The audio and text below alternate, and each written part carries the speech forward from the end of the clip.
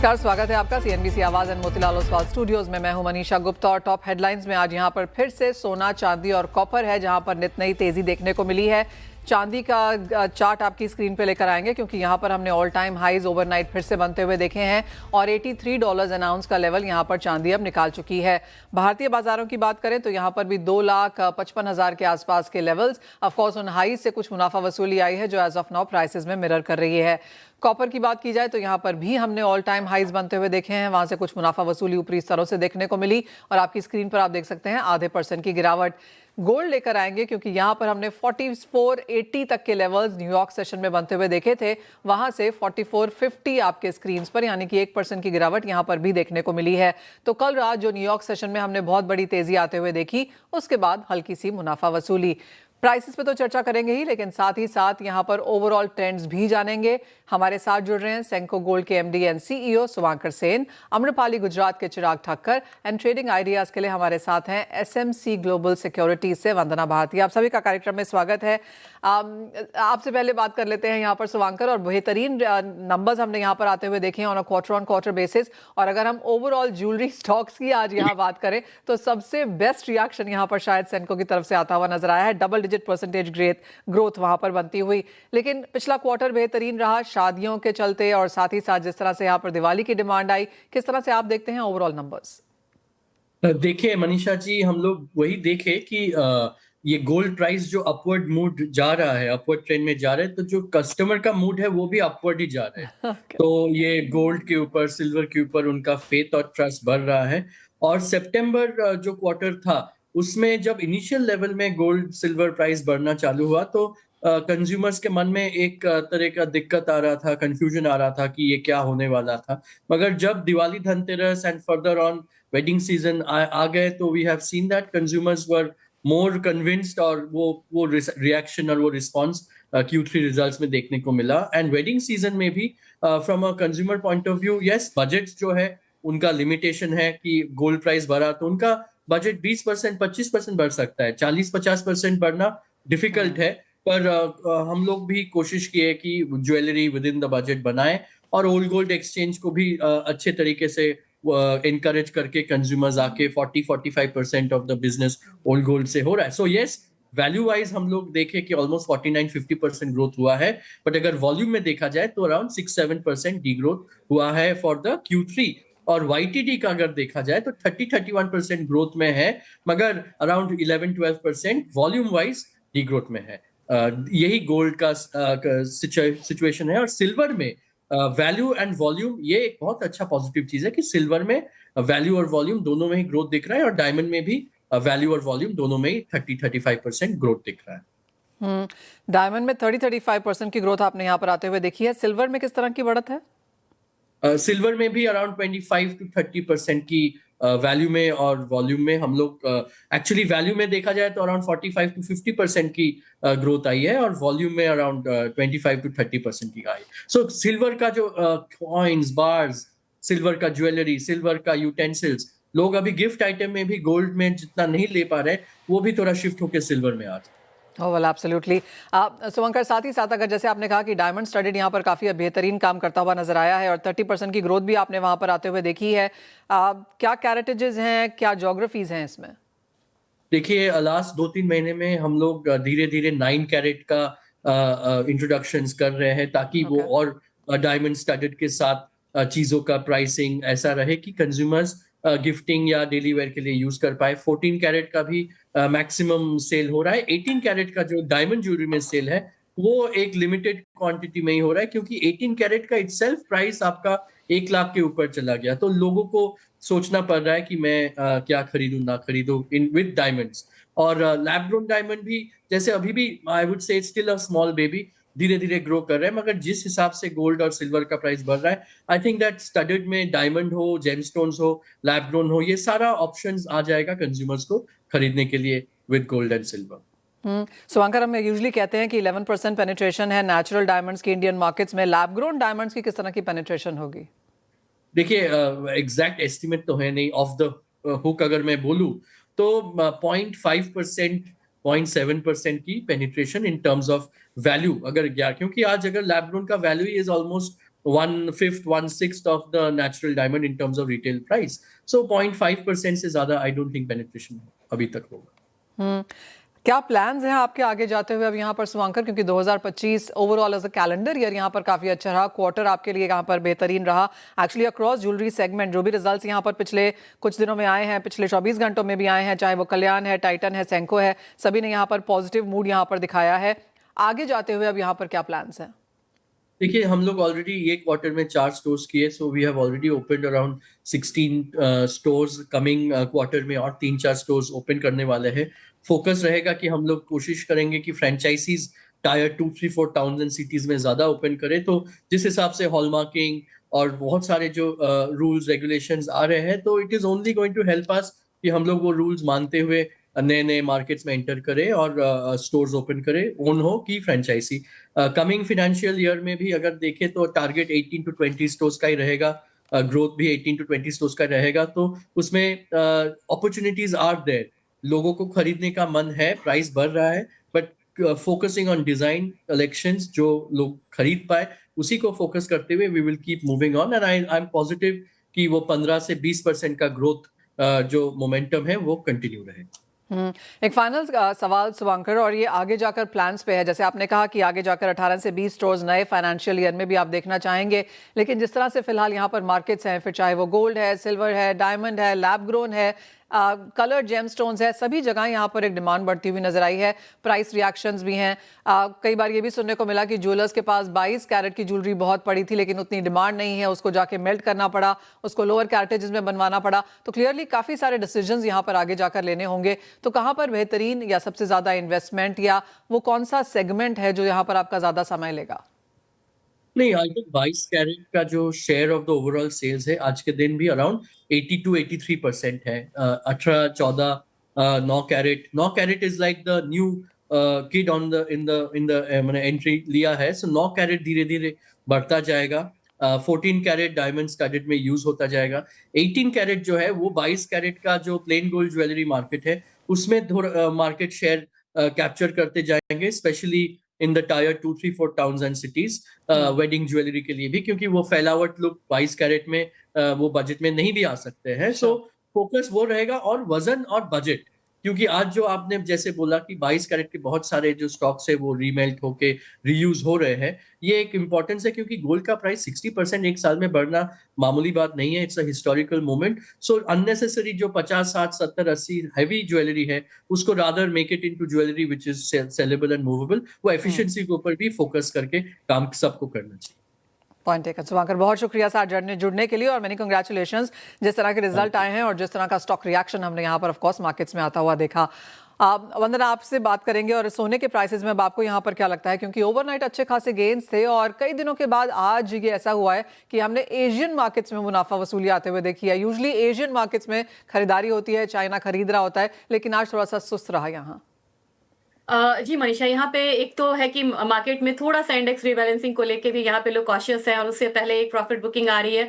दूसरी बात यह है कि इस बारी जब आप देखते हैं फेड का टूल रेट, तो वहाँ पे इंडेक्स यहाँ पे इंटरेस्ट रेट का कट का गुंजाइश बहुत कम है, जो कि जनवरी मंथ में शेड्यूल है। तो मुझे लग रहा है कि अभी जो पूरा जो गोल्ड है ये जियोपॉलिटिकल प्रीमियम पे यहाँ पे ट्रेड हो रहा है, और साथ में जो डॉलर इंडेक्स में गिरावट आई है, मुझे लग रहा है कि दोनों ही फैक्टर्स थोड़े से डिस्काउंट हुए हैं। लोग फॉर द टाइम में, लोगों का ध्यान यहाँ पे सिल्वर पे है, सिल्वर में भी गिरावट आ रही है, लेकिन फॉर द टाइमिंग जो ट्रिगर है ये नॉन फंडामेंटल फैक्टर्स है और वो इंडेक्स रीबैलेंसिंग वाली बात है। तो थोड़ा कॉशियस होकर लोग ट्रेड कर रहे हैं, लेकिन तैयारी यहाँ पे है कि थोड़ा सा भी करेक्शन आता है तो री एंटर हो। तो मुझे लग रहा है कि फ्यूचर्स में आज से लेके कल तक एक बारी मुझे लग रहा है कि थोड़ा सा सेलिंग प्रेशर जो है वो बढ़ता हुआ दिख सकता है, ज्यादा नहीं, लेकिन मुझे लग रहा है कि $2 से $3 तक की जो गिरावट है वो यहाँ पे सिल्वर में हो सकती है। यहाँ पे हम $75 से $74 एक्सपेक्ट कर सकते हैं। हमारी मार्केट 2,45,000 तक जा सकती है। और जबकि गोल्ड की बात की जाए, गोल्ड में 4500 पे एक बारी जो है उसके नजदीक मार्केट रुकती है।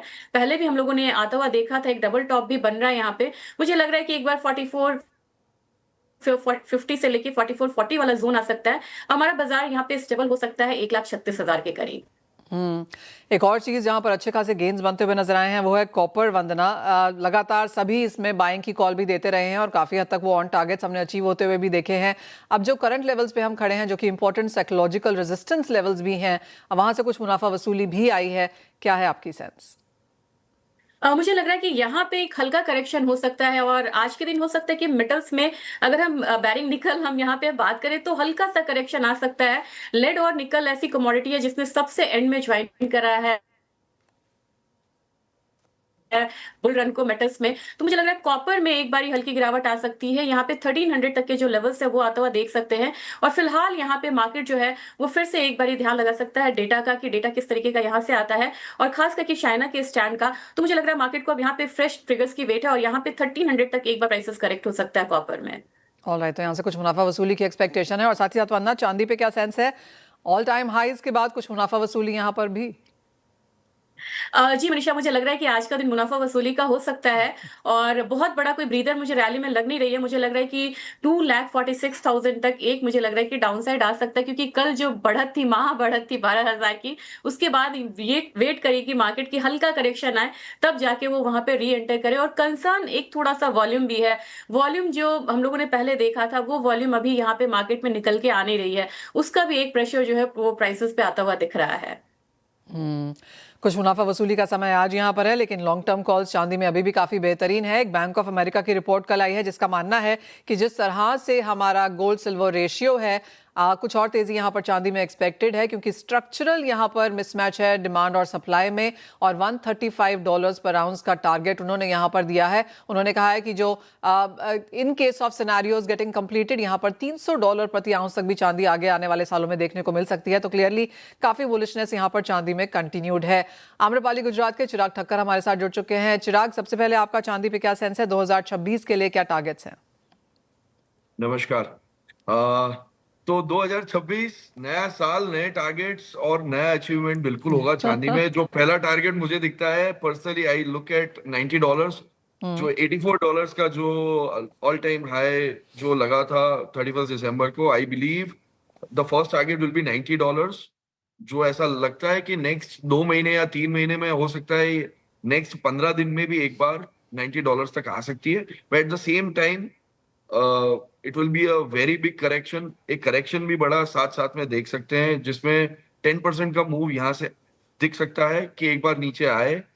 But that will be the time कि जहां पे सारे जो बड़े इंस्टीट्यूशंस हैं, they will be coming back to on the buying spree at that levels.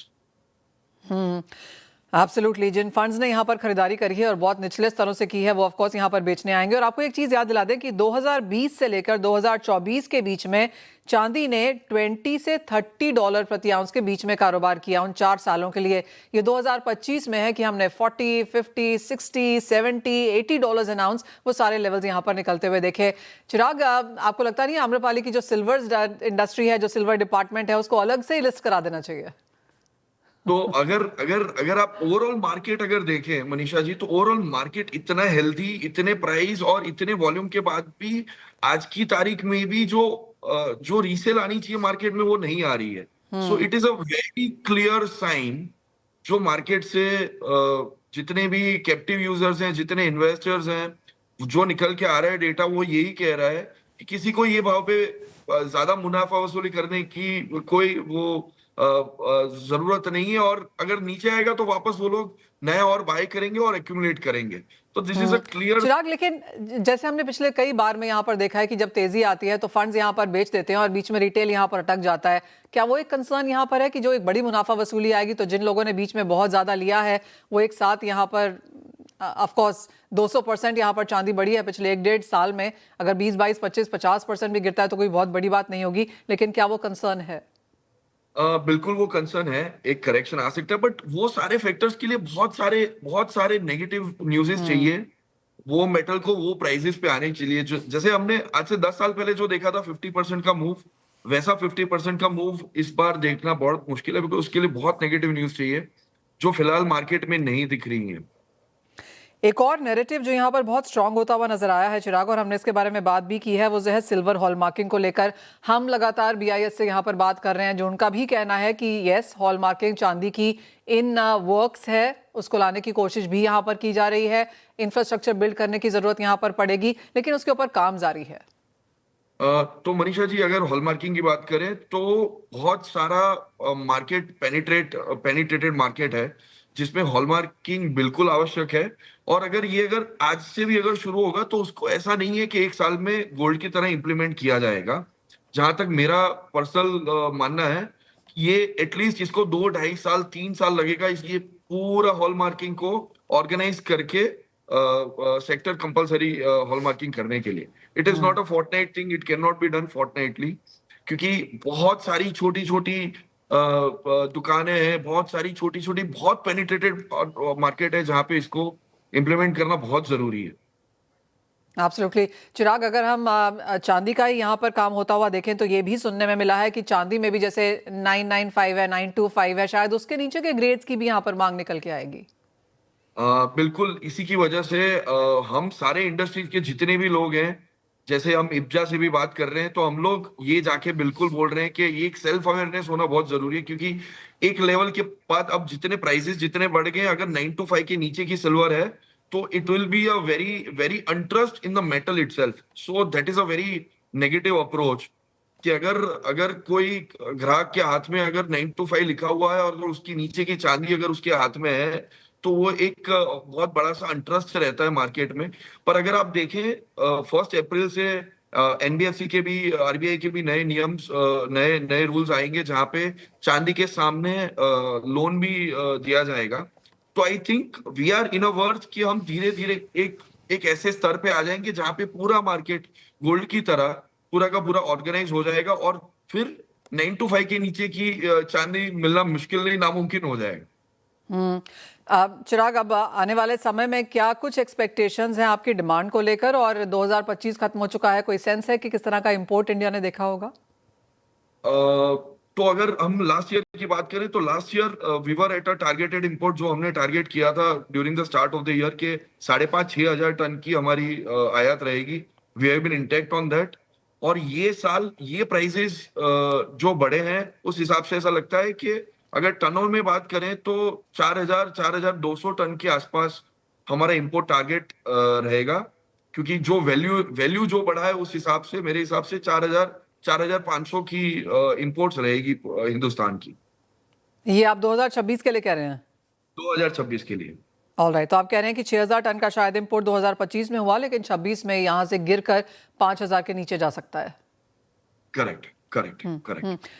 चिराग, अगर हम यहाँ पर ओवरऑल चांदी की बाइंग की बात करें तो कैसे आप उसे देखेंगे? As of now industrial demand माना जा रहा है कि 50 से 60% ऑफ ऑल सिल्वर है, एंड डिमांड की अगर बात की जाए तो फिर चाहे वो ETF है, डिजिटल है, फिजिकल बाइंग है, किस तरह से हमने ज्यादा खरीदारी यहाँ पर चांदी में आते हुए देखी है?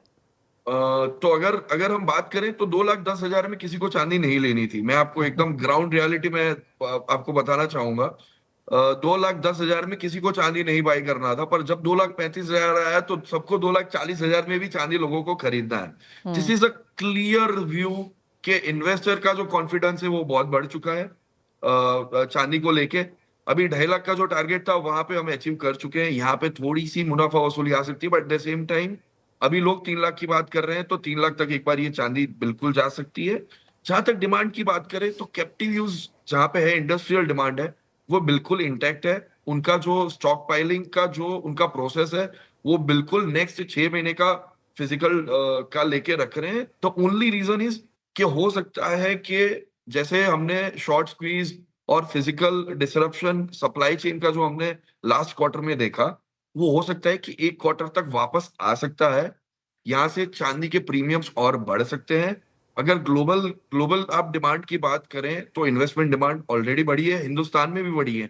डिजिटल सिल्वर भी year month on month more than 300% grow कर रहा है। ETF भी ग्रो कर रहा है और वो प्रीमियम से ग्रो कर रहा है। This is a clear indication that a need for a physical metal बिल्कुल इंटैक्ट है और वो दिन ब दिन बढ़ती जा रही है। आज अगर हम ग्लोबल प्रीमियम्स की अगर बात करें मनीषा जी, तो global premiums are ranging between $1 to $2.5। आज का हिंदुस्तान का भी प्रीमियम अगर आप देखने जाओ तो we are at a premium of around $1.5 over the spot price. तो ये एक बहुत ही बड़ा इंटेक चीज है कि लोगों को फिजिकल एक बार कंजर्व करके रख लेना है। जहां तक ऐसा लग रहा है कि नेक्स्ट 2 क्वार्टर तक अगर फिजिकल सप्लाई चेन का डिसरप्शन होता है तो फिजिकल चांदी का प्रीमियम आगे जाके ज्यादा मिल सकता है। ऑल राइट, तो बाइंग अच्छी खासी है यहाँ पर, और जैसे कहा गया कि 2,30,000, 35,000, 40,000 तक भी यहाँ पर लोग खरीदारी कर रहे थे और हमने ऑल टाइम हाई बनता हुआ देखा है यहाँ पर। ऑलमोस्ट 2,60,000 का मुनाफा वसूली के बाद भी, यानी कि 4-4.5 हज़ार रुपए की जो गिरावट चांदी में मिली है, उसके बाद भी 2,50,000 यानी कि 2.5 लाख का स्तर एज ऑफ नाउ सपोर्ट के लेवल पे काम करता हुआ। बहुत शुक्रिया चिराग हमारे साथ जुड़ने के लिए। वंदना, आपसे भी इजाजत लेना चाहेंगे और एक ब्रेक के लिए रुकेंगे। जब लौटेंगे तो आपके लिए लेकर आएंगे bond street. CNBC Awaaz and India Bonds presents Bond Street. Bond street में आपका स्वागत है और आपको बता दें कि सरकारी बॉन्ड्स में यहाँ पर हल्की सी गिरावट आज सुबह सवेरे ही कारोबार में देखने को मिली। सरकारी बॉन्ड्स की कीमतें घटी हैं और ये सोमवार को जो आरबीआई के ओएमओ में 6.33 2035 बॉन्ड को लेकर जो निराशा है, जो यहाँ पर नहीं देखने को मिला उनके ओएमओज में, इसकी वजह से बनती हुई नजर आई है। वेल, आपको ये भी याद दिला दें कि कल 9 राज्यों ने यहाँ पर बॉन्ड ऑक्शन के जरिए 301 बिलियन रुपए जुटाए हैं। ये आरबीआई की स्टेटमेंट की तरफ से आया है। जो जनवरी से मार्च तक का जो कैलेंडर है, वहां पे 5 ट्रिलियन रुपया जुटाने की कोशिश है। उसका जो फर्स्ट राउंड था ये कल था और 301 बिलियन रुपए के लिए था और 9 राज्यों ने वो पूरा का पूरा अमाउंट यहाँ पर जुटाया भी है। 6.33 2035 बॉन्ड की अगर बात की जाए तो मंगलवार यानी कि कल यहाँ पर अच्छी खासी तेजी देखने को मिली थी और 6.6 तक हमने यहाँ पर लेवल्स जाते हुए देखे थे। अब यहाँ से अगर आगे की बात की जाए तो फॉरेन पोर्टफोलियो इन्वेस्टर्स और बैंक्स की डिमांड कैसी रहती है, इस पर फोकस होगा। साथ ही साथ भारत के बॉन्ड ब्लूमबर्ग के ग्लोबल एग्रीगेट इंडेक्स में आएंगे। ये शायद अगले हफ्ते हम ये ऐलान आता हुआ देख पाएंगे, तो उसकी वजह से भी बाजार में एक पॉजिटिविटी है। साथ ही साथ आज ये भी दिन है जहां पर रुपए में मजबूती देखने को मिली। कल भी यहाँ पर बढ़त थी और 90 के सही डायरेक्शन में यहाँ पर रुपया चल रहा है, तो उसका भी फायदा यहाँ पर मार्केट्स में देखने को मिला। एक और चीज जिस पर बाजार का फोकस होगा वो है फर्स्ट एस्टिमेट जीडीपी नंबर्स, जो आज शाम को आएंगे और FY26 के लिए फर्स्ट एडवांस अनुमान यहाँ पर 7.5% का है। ये नंबर्स आज शाम को 4 बजे आएंगे, तो उसके ऊपर भी बाजार की नजर रहेगी। इंटरेस्टिंगली अगर हम 2025 की बात करें तो यहाँ पर डेट डील्स मेकिंग में यहाँ पर हमने अच्छे खासे नंबर्स आते हुए देखे। 2025 के दौरान डील मार्किंग में हमने यहाँ पर घरेलू संस्थाओं का दबदबा बनता हुआ देखा और 1.35 लाख करोड़ रुपए यहाँ पर ज़्यादा बनते हुए नजर आए। टोटल डील की अगर बात की जाए तो ये ईयर ऑन ईयर 5% की ग्रोथ भी दिखाई है। ओवरऑल अगर बैंक्स में इसको देखें तो एक्सिस बैंक, HDFC और ICICI bank debt capital market के अरेंजर्स में शामिल थे और ये तीनों ही यहाँ पर इसे लीड भी कर रहे थे उस पूरी लिस्ट में। कॉर्पोरेट बॉन्ड्स का जो हाल है यहाँ पर वो आगे कैसा रह सकता है, ये 2 चीज़ों पर डिपेंड करेगा। एक तो ये कि रेपो रेट में कमी का असर यहाँ पर देखने को मिलेगा और साथ ही साथ जो बढ़ती बॉन्ड डील्स हैं उसके सामने बैंक लोन्स यहाँ पर सस्ते रह सकते हैं, तो वो ऑफकोर्स यहाँ पर आकर्षक दिखेगा। ये 2 चीज़ें यहाँ पर बाजार आगे भी वॉच करेगा। CNBC Awaaz and India Bonds presents Bond Street.